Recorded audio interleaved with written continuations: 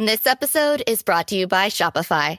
Upgrade your business with Shopify, home of the #1 checkout on the planet. Shop Pay boosts conversions up to 50%, meaning fewer carts going abandoned and more sales going cha-ching. So if you're into growing your business, get a commerce platform that's ready to sell wherever your customers are. Visit shopify.com to upgrade your selling today. Welcome to the Dispatch Podcast. I'm Sarah Isgur, and boy, we've got a fun lineup today. Mike Warren, Megan McArdle, Steve Hayes. And today is January 9th as we record the Dispatch. How you holding in there, fellow no-school parent? Well, I went into the dispatch office yesterday, braved the snow and the ice, so that tells you how I'm doing. You've come up with a really good strategy, though, at your house for today. Yeah, we're going to have a movie marathon, apparently. I wasn't consulted. I'll be working, but the Star Wars movies will be rolling in the Warren basement. I hope you're not going to allow them to know about the prequels. They are obsessed with the prequels. They think they're better than the original. Don't even get me started. I mean this kindly, but you have failed as a parent. I'm sorry. Well, Does she mean it kindly? That's not news to me. All right. Shall we start, Steve, with Donald Trump's press conference this week? The president-elect giving a far-ranging press conference. Several things stood out, I think. One, the fact that Joe Biden, as president, hasn't given such a wide-ranging press conference in months, a year at least at this point. He has been giving interviews, sort of exit interviews, if you will, to various outlets, but friendly reporters, certainly. Susan Page had one in USA Today, but nothing like what Donald Trump sort of showcased this past week. You know, the headlines are what he said about Greenland, Canada, Panama. Well, we need Greenland for national security purposes. I've been told that for a long time, long before I even ran. I mean, people have been talking about it for a long time. The Panama Canal is vital to our country. It's being operated by China. And Steve, Jonah's not here, so we can say whatever we want about him. It's not necessarily new for conservatives to think that, yeah, we shouldn't have given up the Panama Canal. Yes, buying Greenland with all of its natural resources isn't a terrible idea. The history of Canada is a little more complicated, as others have pointed out, right? 13 colonies rebelled, 13 stayed loyal, and we've been running this experiment ever since. So I'm a little iffier on Canada. But just from a policy perspective, Steve, is anything that Donald Trump said outrageous? I mean, maybe we should call the Gulf of Mexico the Gulf of America. We get to call it whatever we want. Why are we calling it that? Yeah, I would say, taken one by one, and given that historical context, which matters, you can make a case that each of these is a serious or semi-serious proposal on its own. I think it's taken collectively, and given some of the ways that Donald Trump described what he's doing, that it becomes more problematic. I mean, at one point in the press conference, Trump was asked about Panama, he was asked about Greenland, and whether he would consider using force, whether he would rule out using force or some kind of military action to, in effect, get what he wants. And he said no. And then he was asked again, and he said no again. Can you assure the world that as you try to get control of these areas, you are not going to use military or economic coercion? No. What is the strategy? Yeah. I can't assure you. You're talking about Panama and Greenland. No, I can't assure you on either of those two. I would say, as someone who supported the Iraq War, who supported Afghanistan, lots of reasons for people to criticize the execution of those wars, execution of conflicts. But, Donald Trump and the America First crowd has been sort of going after neocons ever since. And one of the sort of central charges is that people who, advocated what the U.S. did in Iraq, supported what the U.S. did in Afghanistan, were imperialists, that we wanted to go in and take over countries and seize them for our own. And that was really never what was at stake. And Donald Trump has been sort of leading the charge and criticism of those efforts. And here you have him saying, in effect, yeah, I'm willing to use the military to go in and take over these countries if we need to, because I want to, in effect. And I think that's sort of the bigger takeaway. What I think is hard to determine at this point is how much of this is just Trump being Trump, and how much of this is sort of an emerging foreign policy from Donald Trump. Certainly, some of his followers are taking it very seriously, and I think that alone could be reason for Donald Trump to take it seriously, even if he didn't start out with this as sort of a well-shaped foreign policy doctrine. Mike, can I tell you my concern, which is basically everyone's falling into their old patterns. Donald Trump gives a press conference where he says random things over the course of a long time, and the ones that you can sort of take from their context and sound sort of the silliest or most outrageous get all the attention. Nothing ever happens with those things, but we spend sort of weeks on think pieces on whether the flag could really have a 51st star. And then there's all this stuff that's actually happening that would take sort of effort, real reporting, actually educating people. And we don't spend any time on that. A whole lot of time on, the sort of sugar high and nothing on the vegetables. So look, on the one hand, buying Greenland is still very interesting to me. Everything has a price. What is the price? What's the trade-off? What else could we spend that money on? What would we actually get from Greenland in the short term, in the long term? Yada, yada, yada. All of those are interesting conversations, but they're not conversations we're having because I feel like instead it's like, Donald Trump wants to invade Greenland. And it's like a punchline that the left can chuckle at and the right can get outraged that they're laughing at Trump at. And like, we're off to the races and it's 2017 all over again. I don't know why. When are we going to cover the Trump presidency? Well, whose fault is that? Whose fault is it that we are all sent into a tizzy? Now, I will grant, Sarah, like I had flashbacks watching that entire press conference on Tuesday morning. I felt like I was 8 years younger.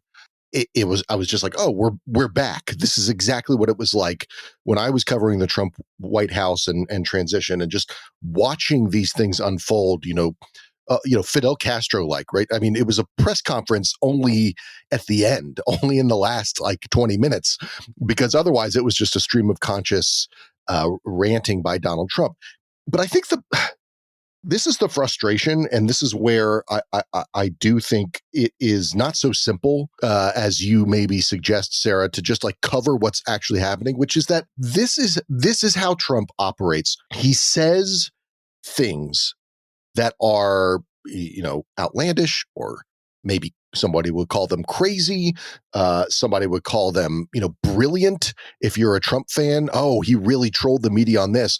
And yet it's like he also means it, but he also doesn't mean it because he doesn't even really know what he's willing to do or what he's willing to sort of, spend political capital on or spend his time working on.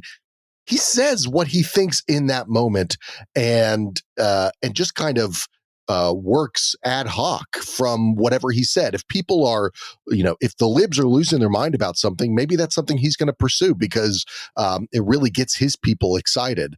I don't know if he always knows what that's going to be before he says it. He's such a creature of the crowd and feeds off that energy.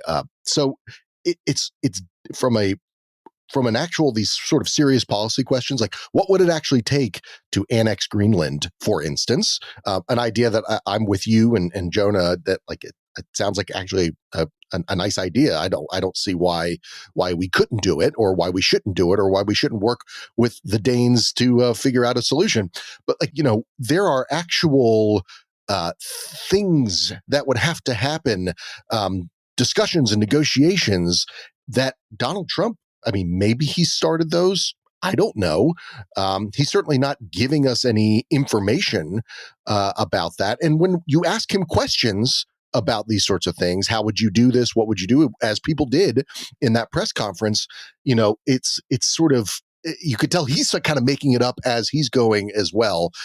So what are we supposed to do as members of the media, as reporters and journalists?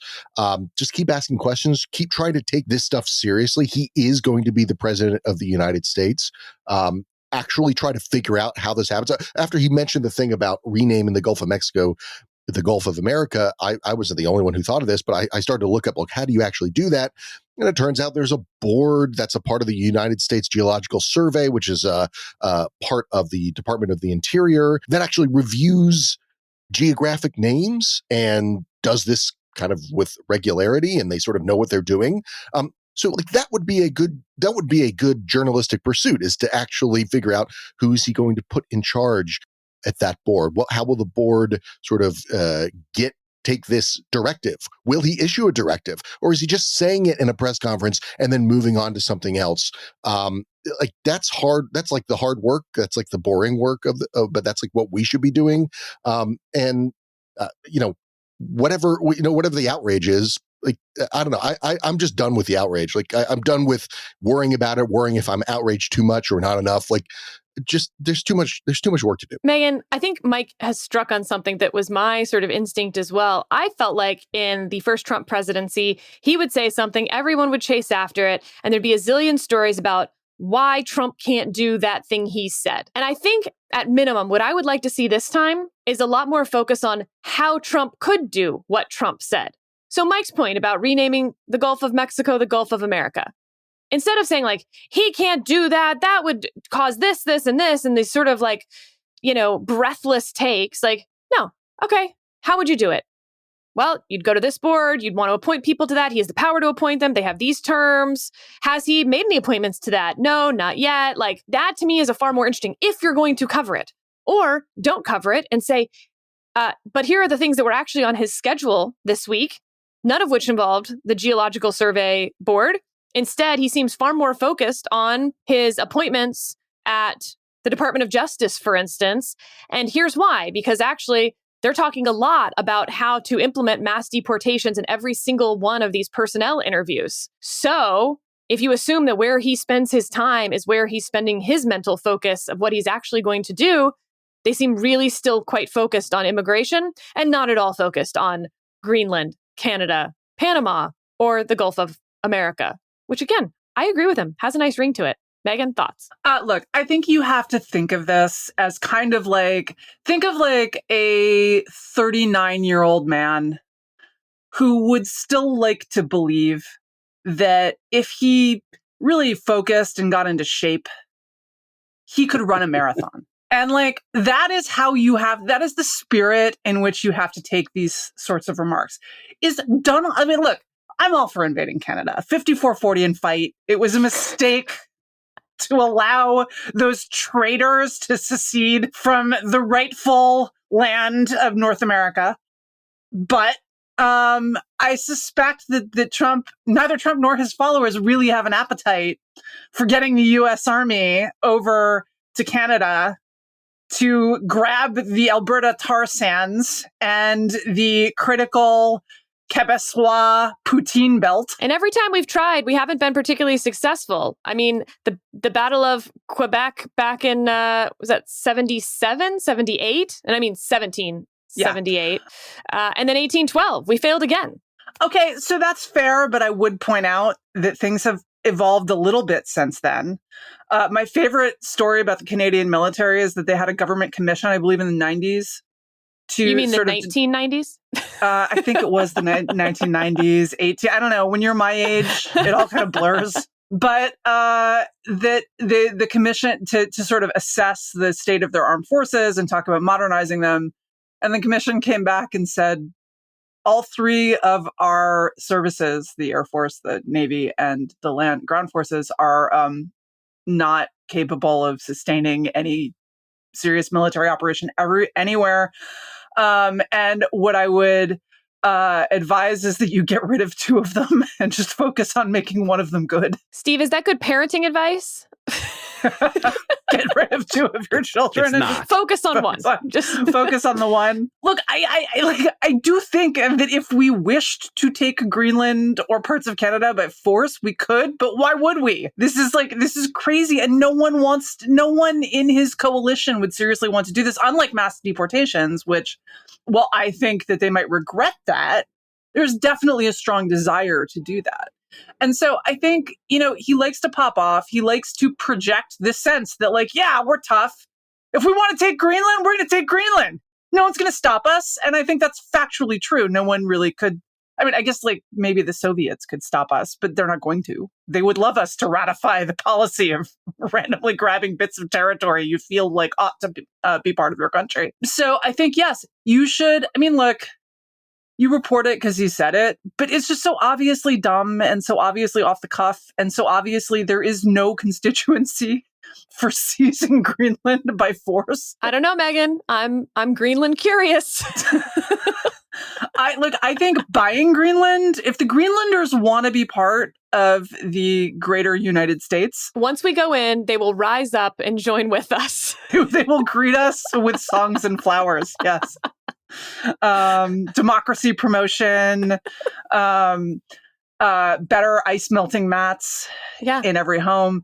Yeah. But I think you have to focus on the stuff that he actually seems like he wants to do, which is the mass deportations. And that's what matters, right? That's actually going to be a big policy issue, and it is going to have massive implications for kind of everyday life in America. So I'm on team glancing mention, haha, and then just move on.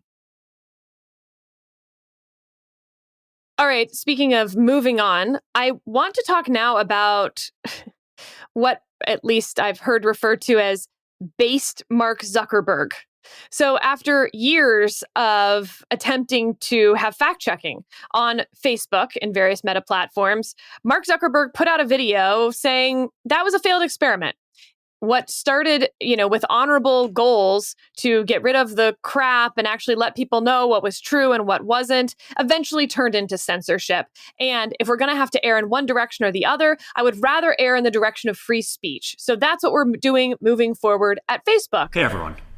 I want to talk about something important today, because it's time to get back to our roots around free expression on Facebook and Instagram. Governments and legacy media have pushed to censor more and more. A lot of this is clearly political. But there's also a lot of legitimately bad stuff out there. Drugs, terrorism, child exploitation. These are things that we take very seriously, and I want to make sure that we handle responsibly.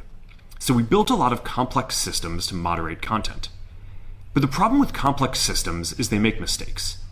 Even if they accidentally censor just 1% of posts, that's millions of people. And we've reached a point where it's just too many mistakes and too much censorship. The recent elections also feel like a cultural tipping point towards once again prioritizing speech. So we're going to get back to our roots and focus on reducing mistakes, simplifying our policies, and restoring free expression on our platforms.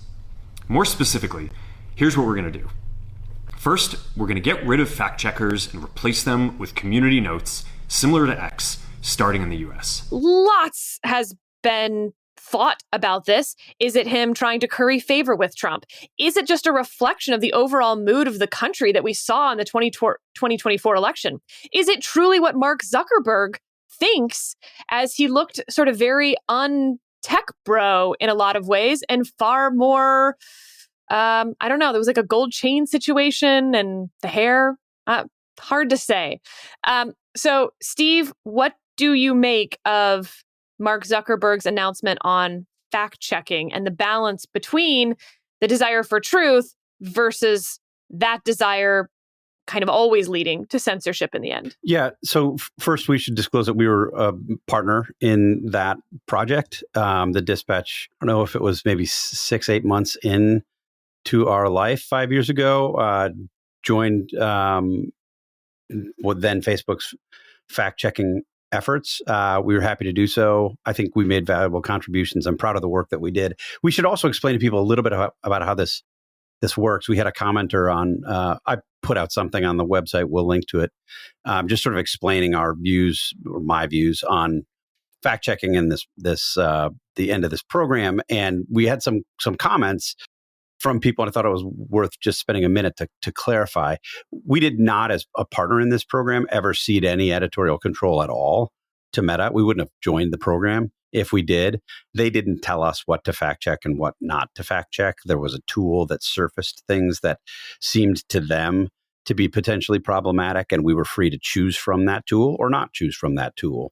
And we did a lot of fact checking outside of the Meta program as well. They had some pretty tight restrictions on fact-checking elected officials and politicians. They did not want those people fact-checked. We thought it was important to do those kinds of fact checks, so we did a lot of our fact-checking outside of the program. So my basic view is fact-checking can be a good thing it's often a good thing, but I think there's sort of inherent bias in the process. I think there's bias certainly in the fact-checking community, like journalism more broadly. I think the community leans to the left. Steve, at one point you asked us all for our favorite fact checks gone wrong. Yeah. And I just want to tell mine.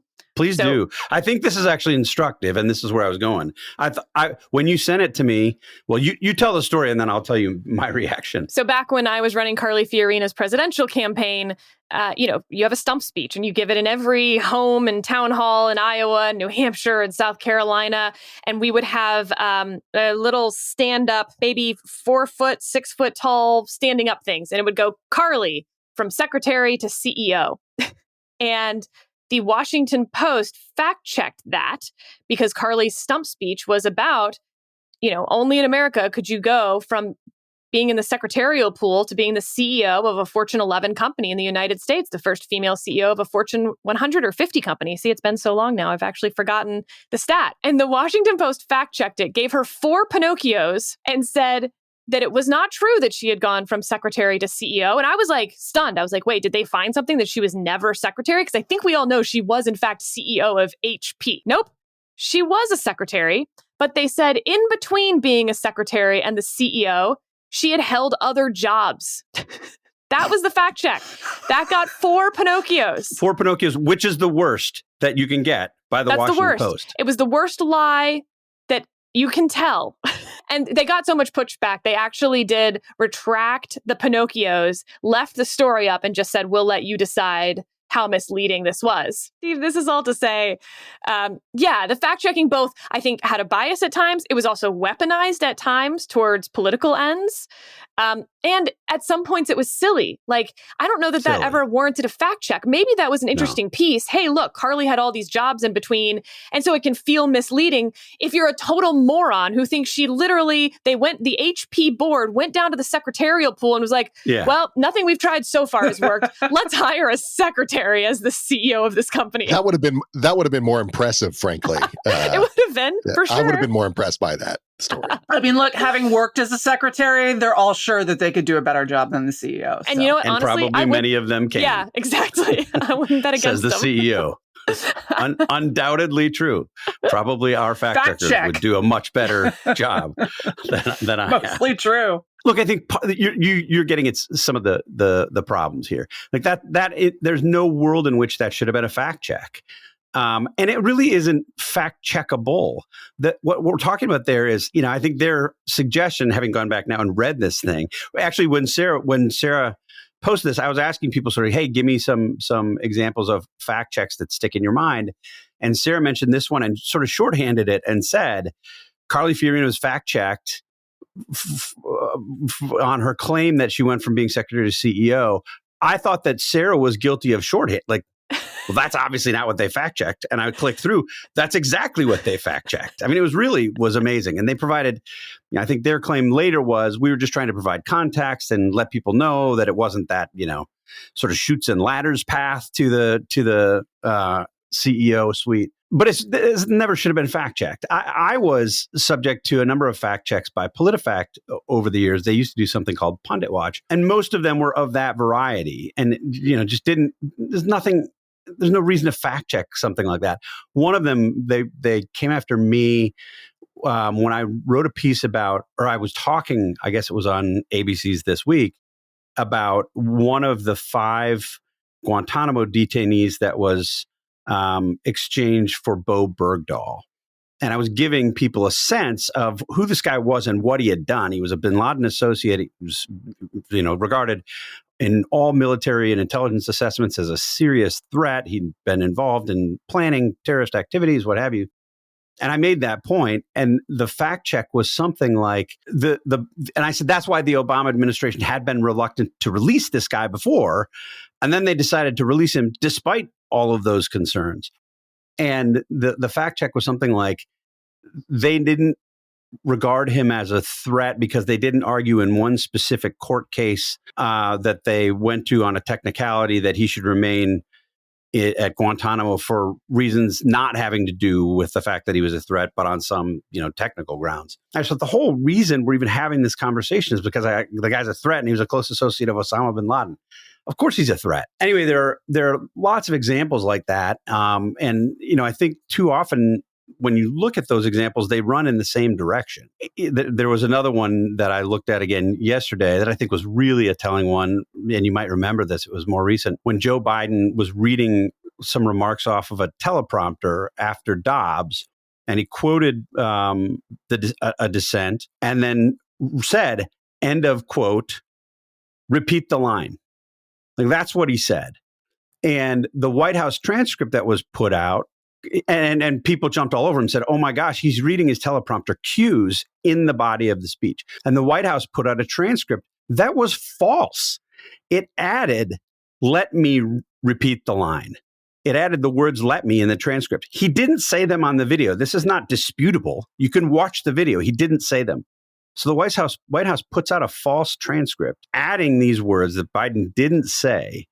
And factcheck.org put out a fact check, not of Biden and the White House for lying about what the president had said, but of people on social media who wondered whether he was reading his cues, as it certainly sounded. And they fact checked those people without any basis and came to the conclusion that those accusations about Biden reading his teleprompter cues were false. There's no reason for them to have done this. And the only authority they relied on was a comment from a White House spokesperson, presumably somebody who may have been involved in falsely editing the transcript in the first place, who said, no, those weren't his teleprompter cues. Anyway, you can see the problems here.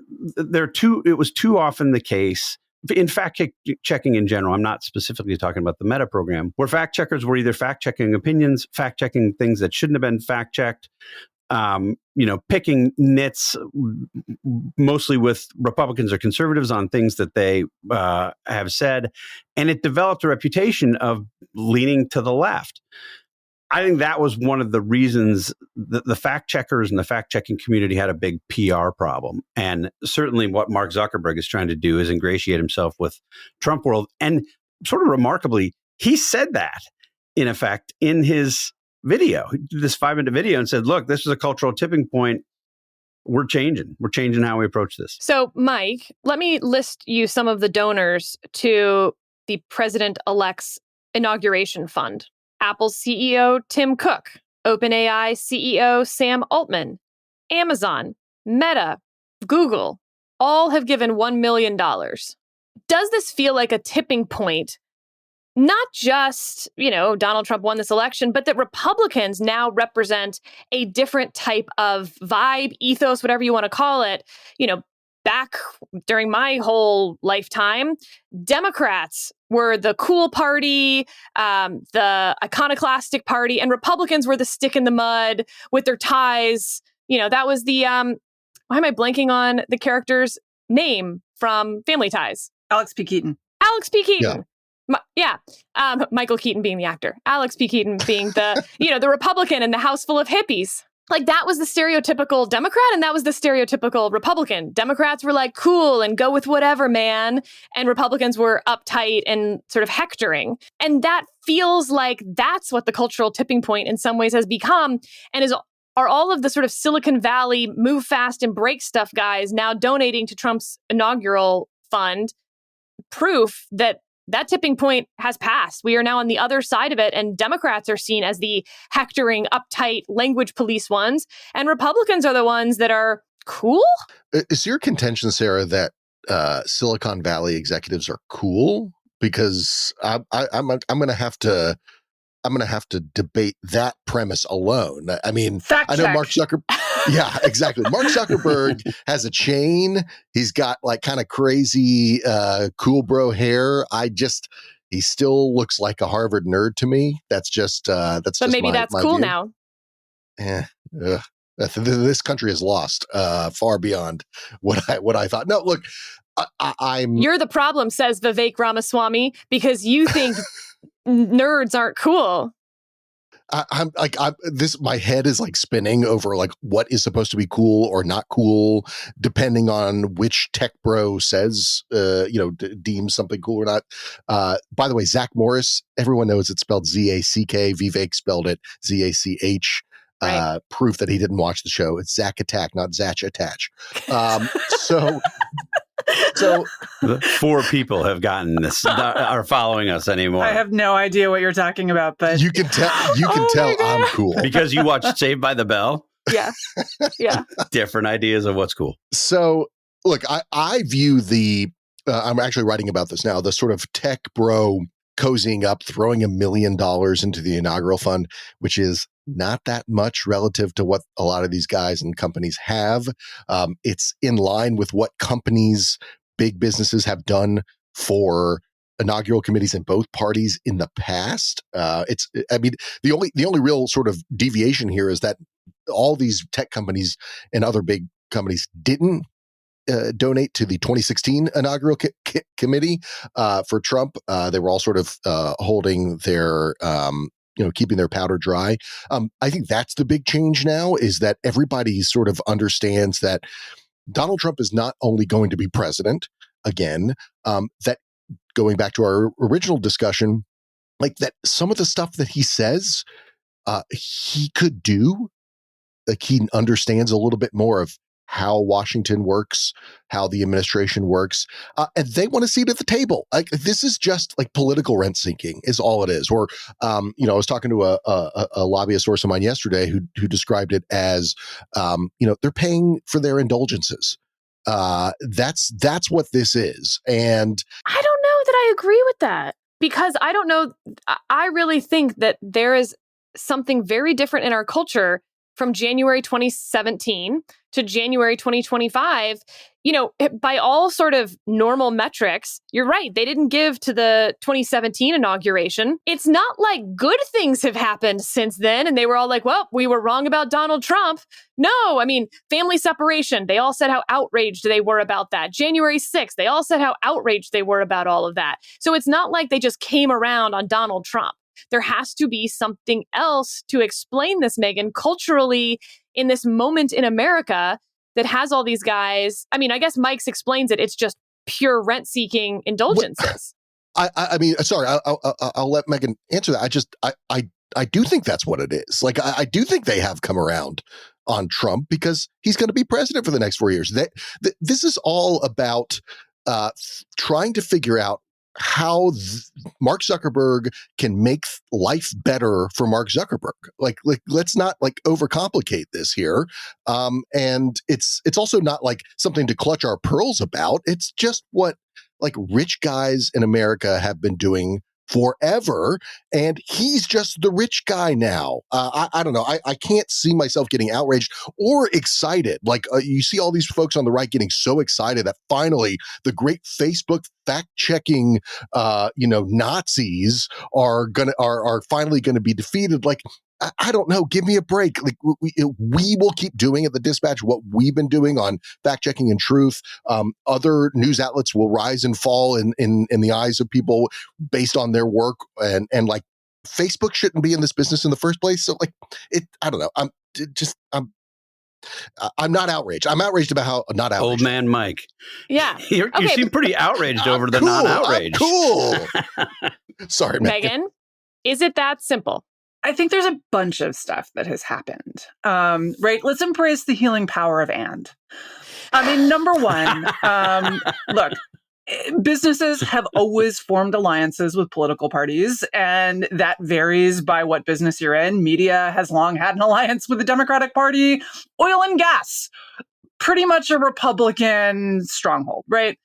And I was actually really interested in how tech decided in the last decade, right? Early in the last decade, that it was going to be allied with Democrats. Because that always seemed like a weird fit to me. I was like, they're not going to be nice to you. You're really rich. They're going to try to take all your money. That's what they do. They're Democrats.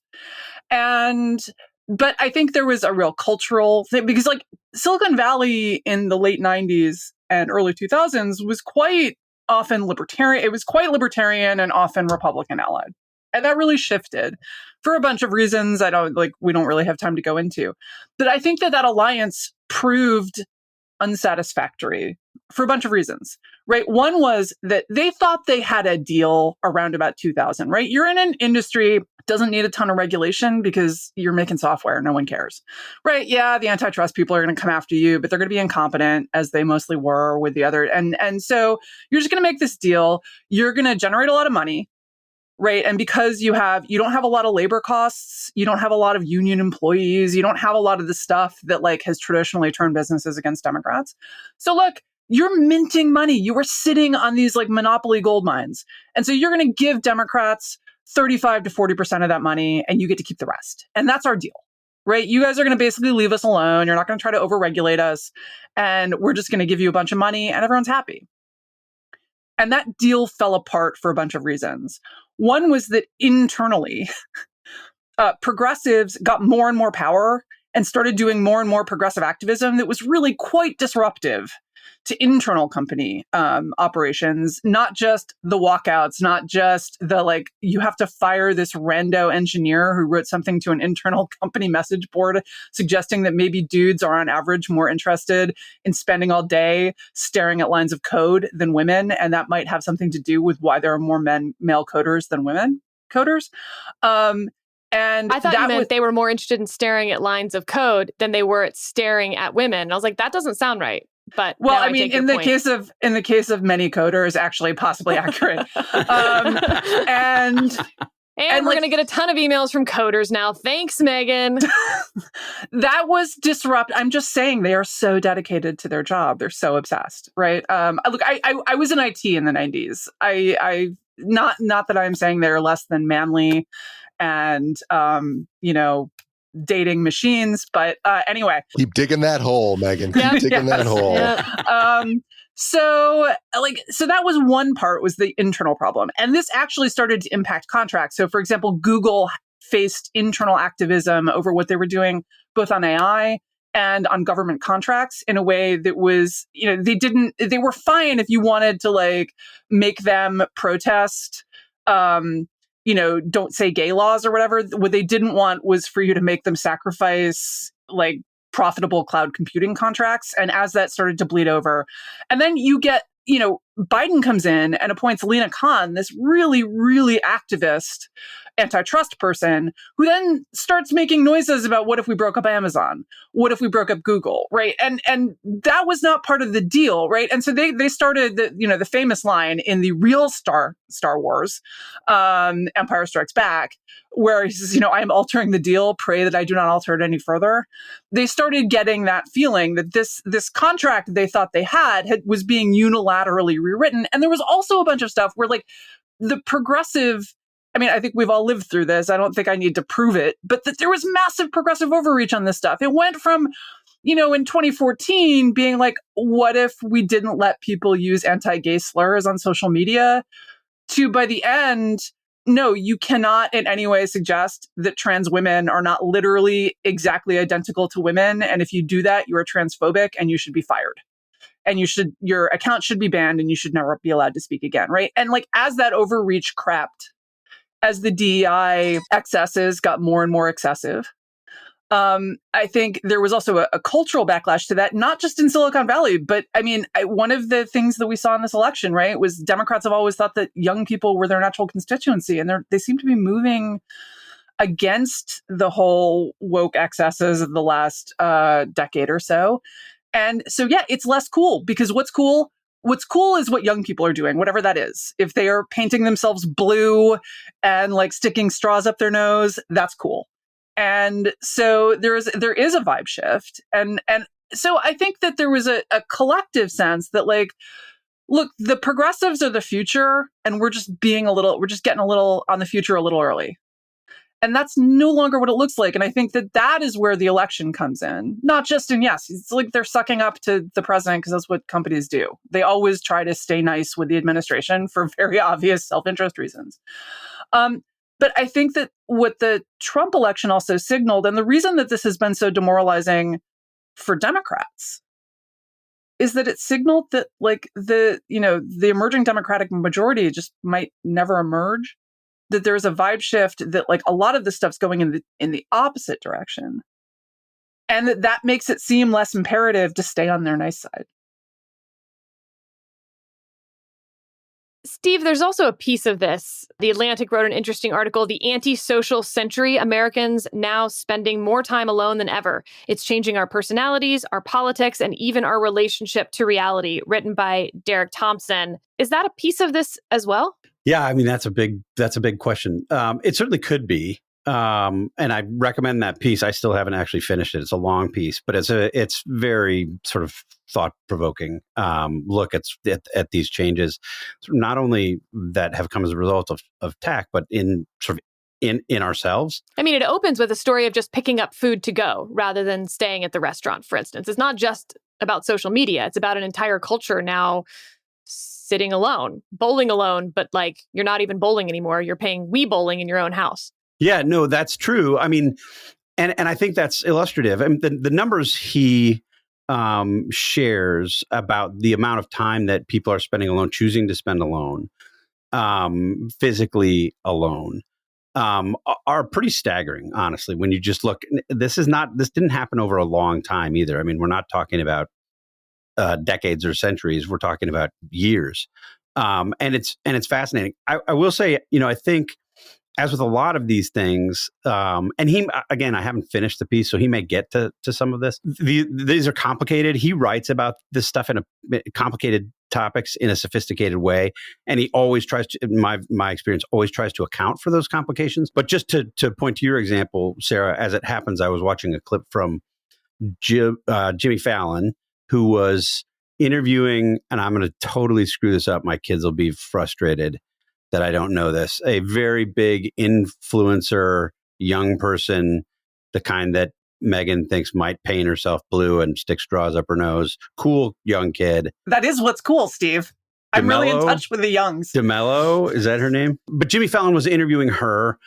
And I think he was, as I could tell, he was, as far as I could tell, he was sort of asking her to explain some of the things that the youngs are up to these days. And one of the things that she described for him was a get together, and there was an acronym, and I'm screwing up the acronym. I'm sorry, this is a really bad story. I'm screwing up, but there's a point to it. What she says her friends do is they get together and they all order from different places and put the stuff on the kitchen island. And so it'll be wings, and it'll be pasta, and it'll be a pizza, and it'll be all of these other things, but they're using it as an excuse to get together to do all these individual things. So it's complicated, right? I mean, it's not necessarily the case that all of these things drive us toward, additional alone time or loneliness. But certainly that appears to be the trend. And I don't know necessarily how that fits in exactly with Zuckerberg's political shift. And I agree that there is one. I think Megan's brief tour of that part of this story is absolutely fascinating. We should just isolate that and post it somewhere. But I do think, we can also make this too complicated. Donald Trump is in power. Last summer, he threatened to jail Mark Zuckerberg for his lifetime if Facebook was involved in what Trump described as illegal election activity. Zuckerberg is basically kowtowing, I think, to those threats. And when Trump was asked about them at his press conference, said, "Do you think what Mark Zuckerberg is saying and doing now is as a result of your threats?" Trump answered with one word: probably. I mean, I think that's part of it, right? And look, I don't have any problem. Mark Zuckerberg can do what he does, and I think there are reasons to have ended the fact-checking program the way that it was being operated by Meta at the time. The way that we submitted these fact checks, they were the ones who decided to downrank stories, things like that. Mark Zuckerberg can do what he wants, and I'm not necessarily offended by that. What I do find hard to take is this pretense that this is all about free expression now. And you heard this from Zuckerberg in the video that you mentioned, Sarah. You heard it from Joel Kaplan, who's now the new global policy head. Noted Republican Joel Kaplan, by the way. Noted Republican, right, which is not accidental, I think. And their thing is, look, Donald Trump has given us this opportunity to return to our roots. And our roots are free speech and free expression. And we're taking that opportunity because of Trump. And they're literally talking about working with the Trump administration on these issues of free speech and free expression. Joel Kaplan talked about that in an interview that he gave to Eric Erickson on Eric's radio show. And like, at a certain point, if you think that Donald Trump is the avatar of free speech and free expression, you just haven't been paying attention. And I do find that a little offensive. Really, the guy who threatened to jail you 6 months ago if you engage in speech he doesn't like is now the avatar of free speech. The guy who's suing the Des Moines Register because there's a poll he disagreed with that turned out to be wrong is the avatar of the free press. He wants to open up the libel laws. Yeah, who wants to yank licenses from broadcast networks because he doesn't like what they say about him. This is the guy who's going to lead us into the fantasy land or the utopia of free speech and free expression. Come on, like that just insults our intelligence. But this is the tension, I think, between the MAGA movement. All the things you just said, on the one hand, are part of the fight fire with fire part of the MAGA movement. And then there's the other part that's like, no censorship, free speech, stop with the DEI nonsense. So, and this is the problem within just the microcosm of the legal conservative movement. Is it going to be about process or is it going to be about outcome? Yeah. And I find that tension really interesting within the Republican Party right now. I find it unresolved. I think it will stay unresolved for several more years, probably until we see who takes the mantle of the Republican Party after Donald Trump, to see which side of that debate really wins. Because there's also individuals who will say different versions of that at any given moment. Well, that's what Democrats did. We have to do it back to them because that's the only way they'll stop. Or open it all up and show them what it would be like without the censorship and we win elections, which both have evidence for them. And some people in that MAGA movement are saying both things at the same time, right? I mean, yeah. Elon Musk, who's being hailed as this, the new sort of leader on free speech and free expression, has been, I think, credibly accused of using Twitter and blocking voices that he doesn't like on Twitter, which is supposed to be this new free speech platform. If he doesn't like it, he's not going to be for it. I think there is some built-in tension there, but I guess the idea that this is going to usher in a new era of free speech and free expression is, but it might, difficult for me to believe. Two quick points here. One, on the tension between process and outcomes. I think we can just all assume that the Silicon Valley side of things, it's all about outcomes. They don't care about a principle about these things. They want things better for their bottom line, and I don't blame them for that. That they're not in the business of anything other than their business. So, and then I will say I don't disagree. In fact, I entirely agree with Megan's assessment of the cultural shift. I just think Silicon Valley, the Mark Zuckerbergs of the world, they're lagging indicators on this. Like they're followers. They're not leaders in this way. And that's what I guess that's my ultimate point on this is they see where the wind is blowing and that's where they want to be. And that does not tell me anything more than what it is. I want to talk about the wildfires in Los Angeles. At the time that I collected this, we still had 2 dead, tens of thousands evacuated, 27,000 acres burned, mostly in Pacific Palisades.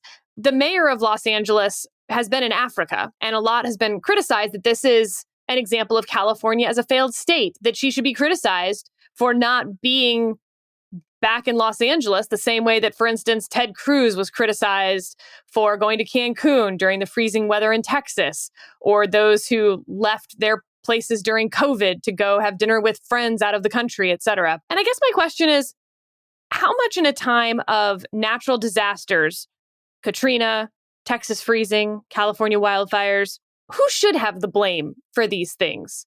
Where should the politics be? Is there a better way to talk not just about the disaster, because of course we're going to talk about that, but there is politics involved. There are choices made up, preparedness, disaster relief. That is politics. So, Megan, what's the correct way to talk about the politics of natural disasters and the incorrect way, maybe? I mean, look, I think if there are policy failures here, we should figure out what they are and fix them. An outlandish suggestion. I know this is crazy, but I think that right now is probably not the right time to identify what those policy failures were. So, for example, there's been a lot made of there's not water in the fire hydrants. Well, there's not infinite water in fire hydrants. And I don't know whether this is a policy failure or not. When you have big fires that are raging out of control, the water pressure can drop, making it harder to fight the fires. I don't know if that's what's happened here or not. I don't think anyone else knows either. I think, the fact that the mayor had gone to Ghana, it's not like she knew the wildfire was going to happen and was like, I would like to duck out of town to somewhere far away. Mayors go on these trips. When my dad was working for Mayor Koch in the 1970s, he went to Japan because Tokyo was our sister city. And that was just a thing. That's just a thing that politicians do. They go and have photo ops and other, they trade kimonos and like New York City hot dogs or whatever it was. I don't know what we brought to them. My dad did bring back some very nice kimonos that he had gotten from the Tokyo city government. And so I think that in the immediate aftermath, what you want to do is allocate blame to your political opponents. And there was also, right, I think it was Sam Stein of The Bulwark tweeted that, like, what's really disturbing is to think that like Trump wants to cut wildfire funding. And someone was pointing out that there is this kind of tendency on the left to look for the Republican in closest proximity to a disaster. And when you don't have an RCIP, you need an HRCIP, which is a hypothetical Republican in closest proximity to a disaster, and it's also true on the right? You look for the Democrat in closest proximity, and then you just try to pin it on them. And I think that's really unhelpful. Wildfires, look, LA has always been plagued by wildfires. They had bad wildfires in the 1960s, and it wasn't because of global warming, and it also wasn't because of, whatever policy thing you think is happening was not what caused that. The fact is they just live in an area where it's dry and windy. And when a fire gets going, it can really get going, which is not to say, look, if there's stuff we can do, I think people have been putting out some helpful stuff. Don't have vegetation near your house. Try to make neighborhoods fire safe, because when you fireproof your house, that has spillover benefits to your neighbors.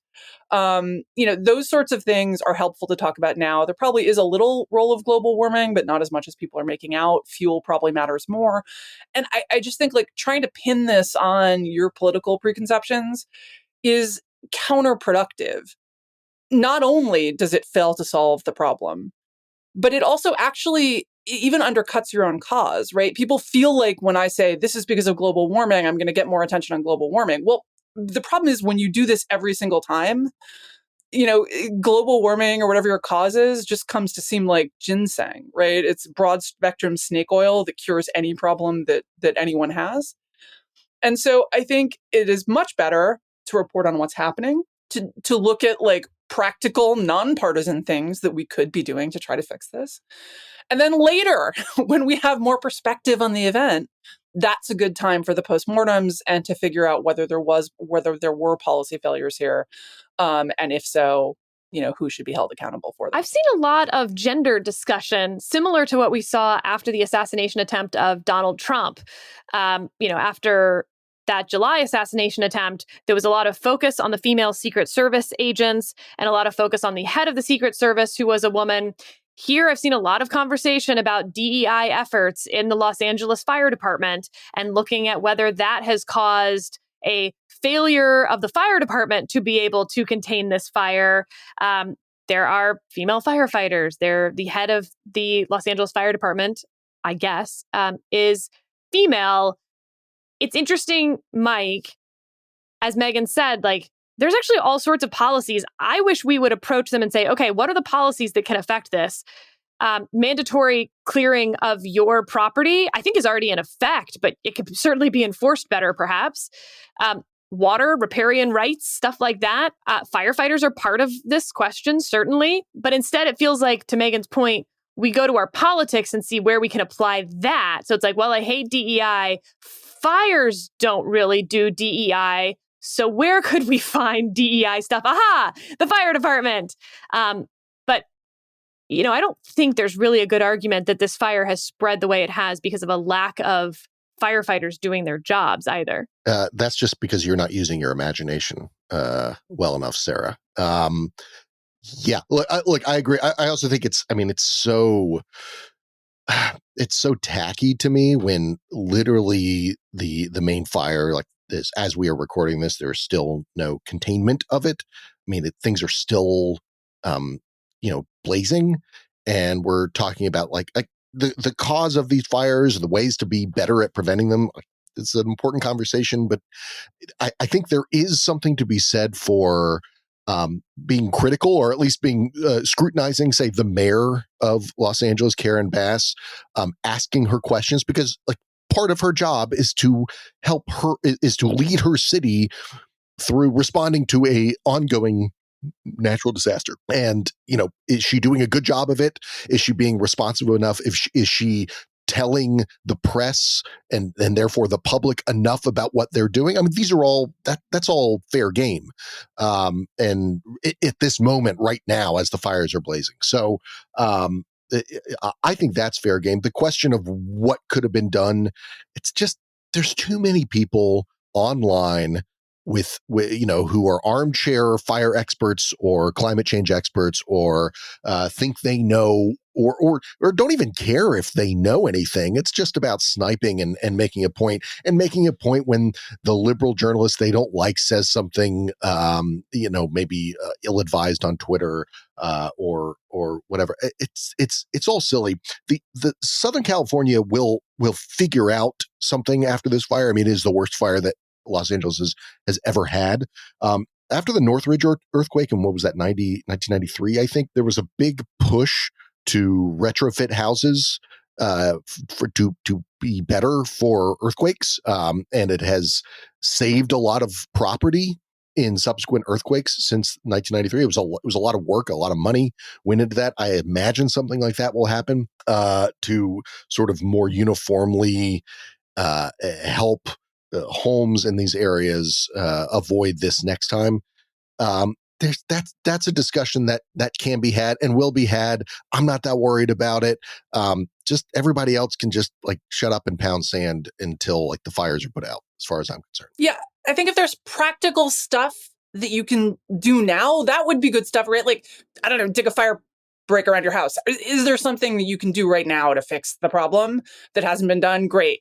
Pull down vegetation, whatever it is. But short of that, like, why are we trying to litigate this now? Steve, it seems like at this point, everyone's agreeing that it's not worth your time to talk politics around fires in Los Angeles. Any points of disagreement? No, I mean, I think the very first thing that Megan said is the most important thing to say, which was, I wrote it down, I don't know if this is a policy failure or not.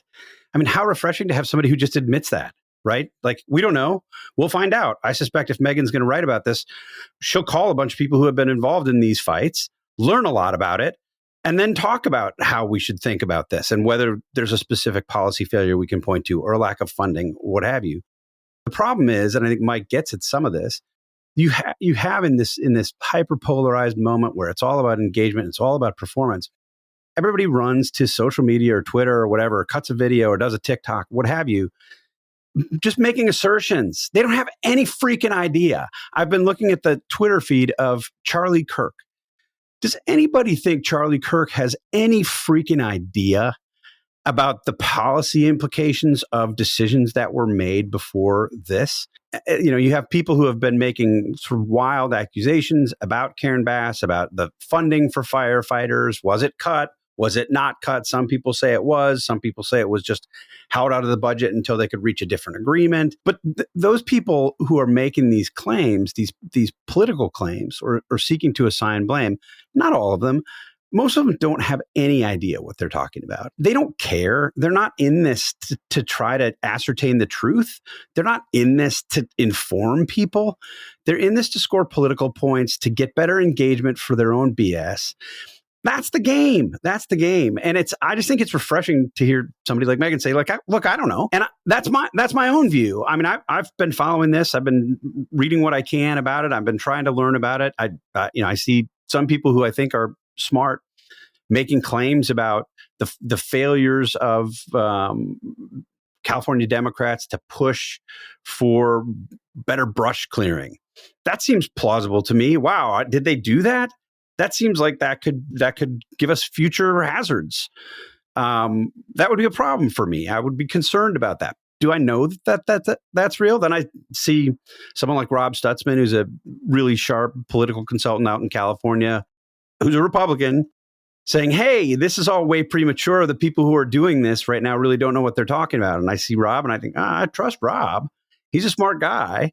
I think he's probably right about this. But it's a bigger problem, honestly, than just this fire. I think you've asked the right question the right way, but it's a bigger problem than this fire. It's about our information environment, and it's getting more cluttered and harder to find out what's true and what's not because of all of these incentives. So my takeaway is, in moments like this, the best thing to do is start collecting all of the policy questions, not the answers. How did the fire start? Was it a homeless encampment? Question. Put that one away for now. We're not going to know for a while. Did failure to clear brush contribute to the fire spreading? Good question. Put that one away. Did the fire department do an adequate job trying to contain the fire as early and as effectively as any fire department in the country? Good question. Put that one away for a while. And that basically, as you see these things on social media or in the news or anywhere else, find the question, don't take the answer, if you will.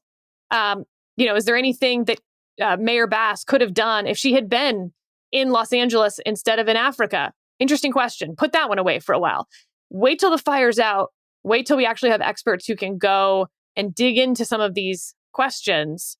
And hopefully we have competing experts and competing narratives, and we can really sift through some of this when the fire has been contained, when we don't have people's lives at risk. And Sarah, can I say that the lack of accountability of policymakers and politicians can be traced to the noise that we help, and not we at the Dispatch, but like that is created by all this. I think that's where people who should be held accountable somewhere down the road, they hide behind that because they can say, well, those are just trolls. Those are just people. And it creates an environment where when the time for accountability is there, a lot of people can escape that account. And I would add too, just keep in mind cost benefit analysis. Right. So, if you clear every inch of brush, that also comes, like, you can't do everything all the time to the fullest extent. Everything's a trade-off. Yeah. So one thing we know that would really help with wildfires, and we've seen this before, is power lines. Right, is if you buried all the power lines, that would be really good for preventing wildfires in California. The problem is burying all the power lines is insanely expensive, and maybe California should do that. But you got to keep the numbers in mind, and how much are people willing to pay for electricity in order to have fewer wildfires? That's a hard policy trade-off, and just remember those exist. There's no, you can say, well, if Democrats had just done that, like, yes, if Democrats had just done that, but maybe if Democrats had just done that, it would cost like $1 million to operate your toaster. I don't know what those numbers are, but you should have some grasp on them and have some grasp on the political realities before you just sort of say, well, Democrats failed by not doing this. Can I make a suggestion? Why don't we, I don't know where the fires will be in a week. Hopefully they'll be all extinguished. But why don't we just commit to revisiting this topic in a week? We can do the things that we're saying we should do. I think it'll be really interesting, and there'll be, serious policy implications for who is there someone to blame? Could there have been things that would have been done? Were those cost benefit analyses done in advance of this, and there was a decision made? I just don't know this. Undoubtedly, there are lots of people who do know this. People who have been involved in these arguments or discussions for years are no doubt frustrated at the moment because they're thinking to themselves, we've been discussing this forever. We know that the solutions. We should talk to those people and come up with a better assessment of this. We are, I think, I saw in our Slack channel, we have unleashed our fact checkers on some of the claims that are out there right now. So bringing the conversation full circle, we will have them look at things that are being said, whether they're true or not. And if we can't determine whether they're true or not, we'll just tell you that we don't have that much information. Crazy. Novel. And with that,